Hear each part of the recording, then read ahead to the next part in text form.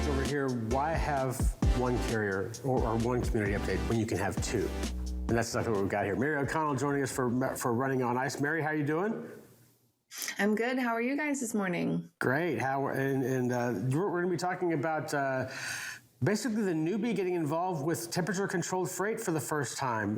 This is an interesting subject that obviously every broker has got to deal with at some point. But maybe start us off here. What are three things that the new person has to figure out quickly when dealing with temperature-controlled freight?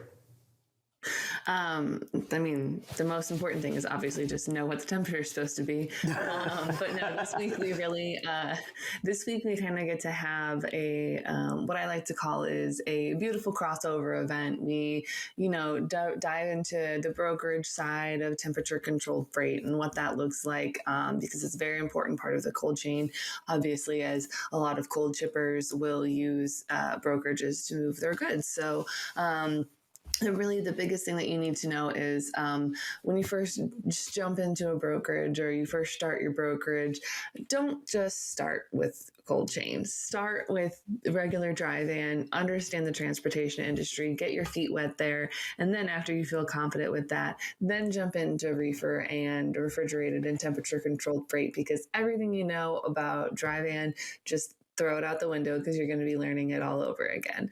So the biggest thing is just to make sure that, the temperatures are correct and they've been communicated. They're on all the documentation. You had those conversations with your shippers about, what are the threshold there? Like, what are the variant thresholds? How high can it go? How low can it go? Make sure you have the proper visibility tools before that shipment to make sure that, if you're going to be going through a desert, that, they've serviced the reefer lately. Those are some of the most important things that you want to know is, what are the shipper's expectations for this load? Does the carrier have enough insurance to cover the goods? Because a lot of times some of those refrigerated and temperature controlled loads, those require just a little bit higher insurance than you would on a typical dry van. So anything that you have like that, you're going to need. And if you have a carrier that is not willing to, get the higher insurance, maybe don't use them, because that's an immediate red flag that you don't want to deal with. Because if something does go wrong, it's just not going to be a good time. Let's put it that way. That's going to be tough. As my first boss years and years ago told me at one point, technology is great when it works. When you get to that point, obviously you're going to have fluctuations. You're going to have changes. Like you said, you could be going through a desert. You could be going through areas where maybe it's still cold, but you still have to maintain some sort of temperature inside the van. With that, how do you deal with temperature fluctuations, and what happens when things inevitably at some point go wrong? So the biggest thing is just making sure that your driver is informed. So having a seasoned driver that's used to running a reefer unit, used to running temperature controlled freight, that's going to be the number one thing, because that driver, they will know, okay, well, I'm about to go into Arizona, the desert, where it's usually, even in like January, it's still hot. So it could be hot in the days and and cold at nights. So that's where you need to just have a driver that's familiar with this type of freight and working with those reefer unit. So that way, maybe they can adjust it a little bit. There's some different service things that they can do, as the drivers can do before they head into maybe the Northeast in the wintertime or the desert in the summertime. There's some extra adjustments and things that they can do. And the biggest thing is knowing that driver knows what to do. Because if they do, then that'll kind of help you down the road, and the chances of that product spoiling or, being unusable when it delivers is going to be significantly less with a seasoned driver. So obviously, if you can find a driver that's been running temp freight for 20 years, it's going to be a pretty good driver you're going to want to hold on to. And speaking of drivers, customer characteristics, especially as a new broker, you're trying to source them, is very important. I've noticed if they don't give you enough information about what to preset your reefer trailer at, you can have some problems like spoiled ice cream. What are some things that red flags and green flags new brokers should be looking for when they're trying to find the right customers to work with? Green flag is immediately a customer that is communicative, responsive, upfront with all their details.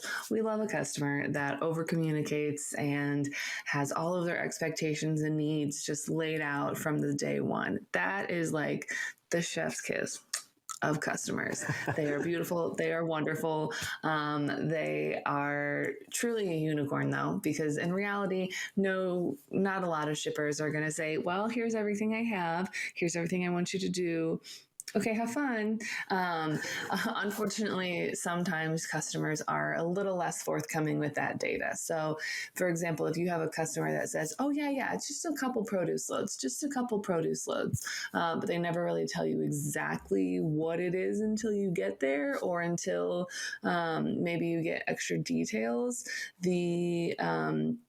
The thing is that like that's not really going to be a carrier that or a shipper that I want to work with. Not that there's any typical bad shippers or bad customers that you can work with in a brokerage. It's just a matter of which one fits your brokerage and which one fits your needs. So having a customer that's communicative and upfront and honest and, just kind of easygoing is beautiful but hard to come by.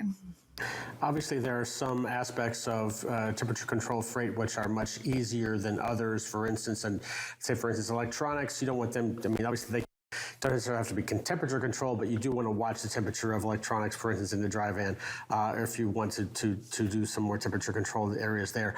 There are obviously elements like food, perhaps, that is got to be much, much more difficult. What are the big, say, for instance, if you're a broker and you see something across your desk, what do you really have to be careful about when it comes to temperature-controlled shipping?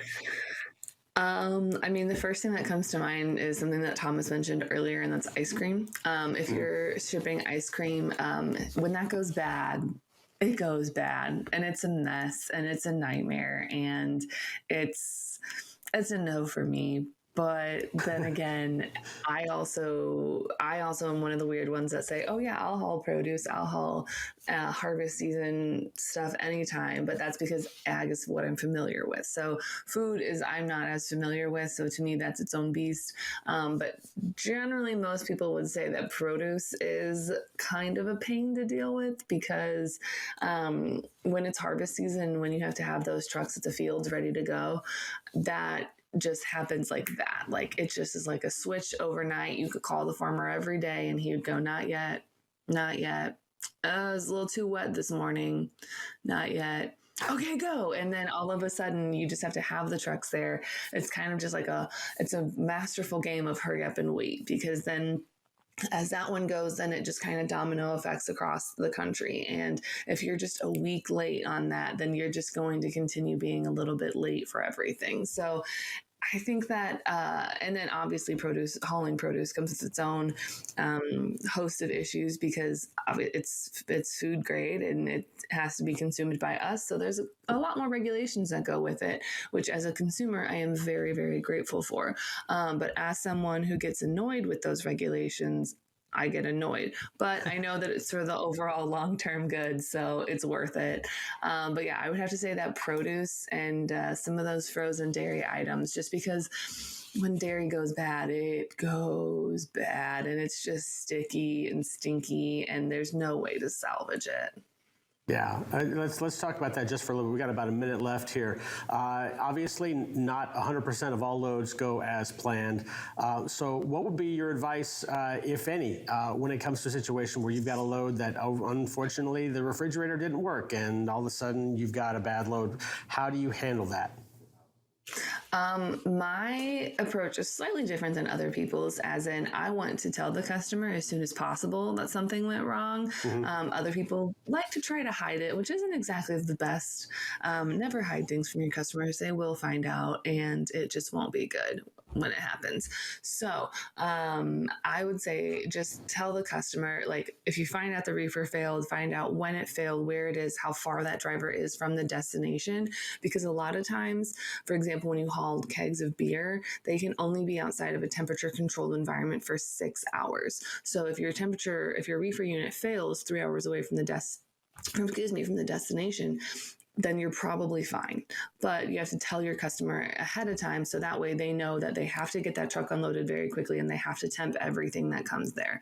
So I think just, knowing all of those things of what happened, what went wrong, where did it go wrong, and how much time does that driver have left, just call your shipper, do that, because that way they can do what they need to do on their side to see if there's anything that can be salvaged from that load. Mary, real quick, how can people keep up with the Running on Ice community? If you want to keep up on Running on Ice, just don't get off of FreightWaves TV at all today. Just stay on there until 2:30. You're going to see me, and we're going to have a good time talking about freight and the cold chain. So just stay on FreightWaves TV till 2 o'clock today. And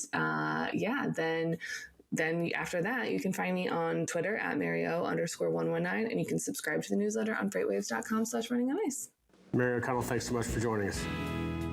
Anytime, guys. Thank you. All right, Mary O'Connell, a Running on Ice community leader. And we're going to take a short break here, but we'll come back with a whole lot more, including Patrick from Zanetta.com. We'll be back with him right after this.